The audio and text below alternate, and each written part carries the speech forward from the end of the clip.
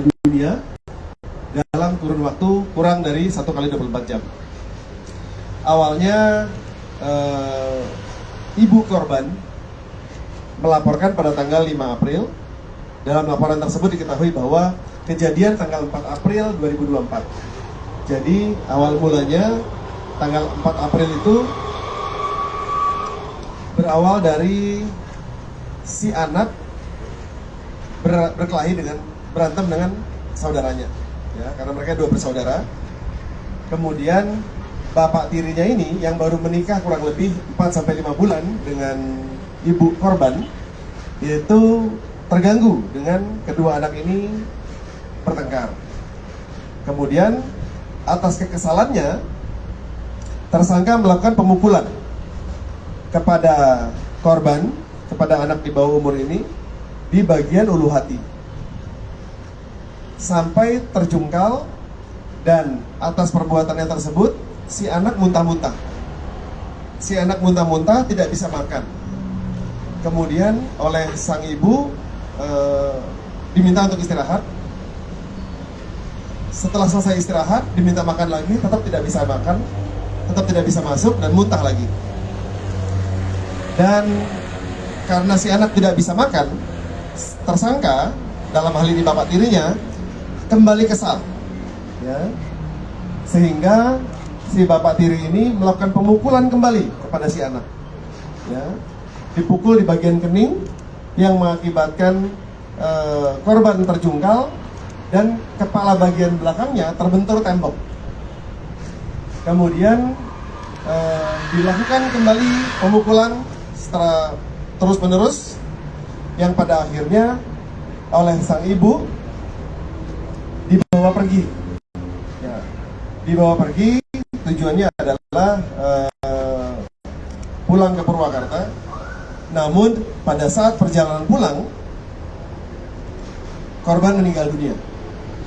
Dan atas perbuatannya, si ibu membuat laporan polisi pada tanggal 5 April 2024, dan seketika itu langsung gerak cepat penyidik Polresta Bandung bergerak mengamankan tersangka dan bisa berhasil mengamankan tersangka. Dari situ didapatkan informasi bahwa ini bukan kejadian yang pertama kali. Sudah ada beberapa kali sebelumnya di mana tersangka melakukan penganiayaan kepada korban. Dan atas perbuatannya, tersangka dijerat dengan pasal 80 Undang-Undang Perlindungan Anak dengan ancaman hukuman 15 tahun pidana penjara, dan dilapisi dengan Undang-Undang KDRT, ya, dengan ancaman hukuman 15 tahun pidana penjara, dilapisi lagi dengan 351 ayat 3, yaitu penganiayaan yang mengakibatkan korban meninggal dunia dengan ancaman hukuman 7 tahun pidana penjara.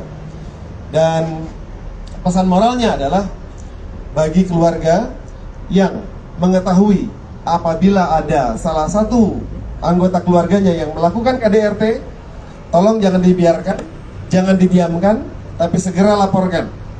Ya, setidaknya ada upaya agar kejadian penganiayaan terhadap anggota keluarga ini tidak terus berulang sampai akhirnya memakan korban jiwa.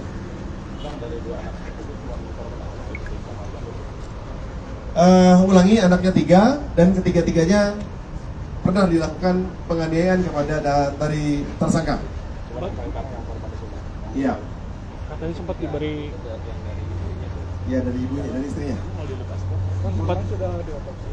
Sudah? Luka yang didapat dari tim medis. Sudah.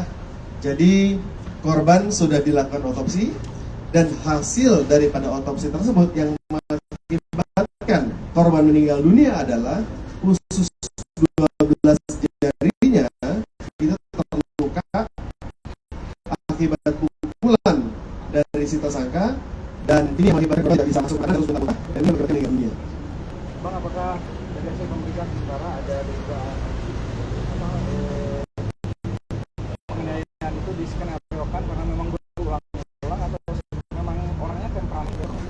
Ya, melihat bahwa kejadian ini bukan kejadian yang pertama, dan hal yang membuat tersangka temperamen adalah seringnya berkelahi, kemudian bertengkar antara saudara, ya. Kemudian informasi tersangka ada kenakalan anak-anak ini yang mengakibatkan emosi para tetangga yang ini mengakibatkan emosi si tersangka, sehingga bisa kami katakan bahwa tersangka ini memang temperamen terhadap anak, tidak bisa mengendalikan emosi, bahkan sampai melakukan tindakan kekerasan kepada anak-anak ini. Katanya sempat diberi obat-obatan terlarang.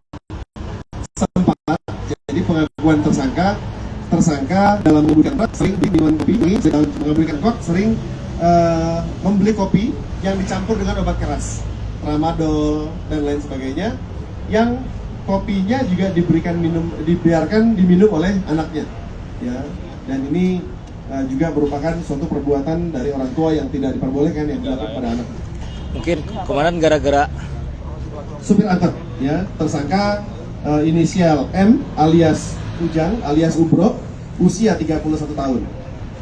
Bang, terakhir mungkin ini dilakukan yang beberapa kali itu di depan ibunya atau memang tanpa sepengetahuan ibunya untuk melakukan tindakan. Ibunya mengetahui, ya, makanya pesan moralnya, learning point, tempat pembelajarannya adalah ketika kita atau anggota keluarga ada yang diketahui suka melakukan perbuatan penganiayaan terhadap salah satu anggota ataupun lebih kepada anggota keluarganya, jangan dibiarkan, tapi harus dikomunikasikan dengan pihak ketiga. Kalau memang tidak bisa, laporkan KDRT, karena toh KDRT itu kan sifatnya adalah ultimum remedium, bisa dicabut